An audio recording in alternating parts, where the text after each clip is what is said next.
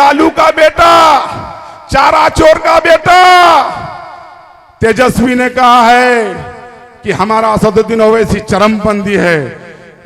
ये क्या नाम है तुम्हारा तेजस्वी? अरे शायद तुम भूल गए, तुम्हारा बाप मुख्यमंत्री था, उस समय नरसिंहार हुआ करता था बिहार में। बिहार को तुम जंगल राज बना दिया था।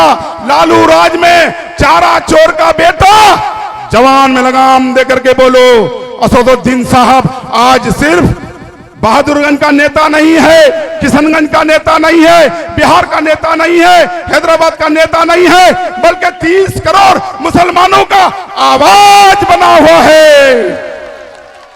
अगर आंख से देखोगे तो आंख निकाल लेंगे, उंगली दिखाओगे तो उंगली काट देंगे, जुबान संभाल करके नहीं बोलोगे तो जुबान काट लेंगे। तेजस्वी तुम्हारा, तुम क्या समझते हो चरमपंथी है?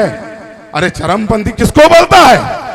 असल बात है कि तुम 9th फेल हो, तुम तो पढ़ा लिखा हो नहीं जो तुमको चरमपंथी का वर्ड मालूम। चरमपंथी का मतलब होता है आतंकवादी, उग्रवादी।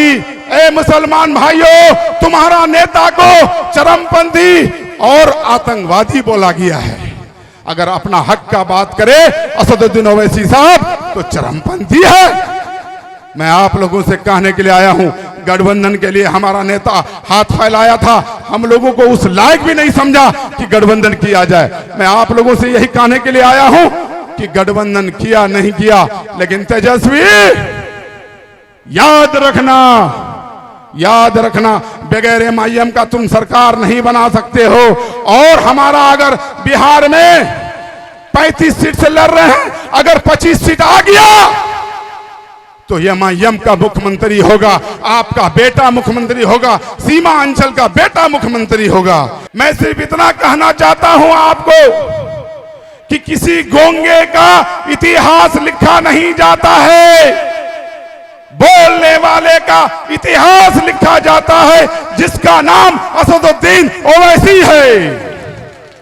आपने सुना होगा NRC का जब मामला लगा, उसमें बोला असदुद्दीन ओवैसी साहब।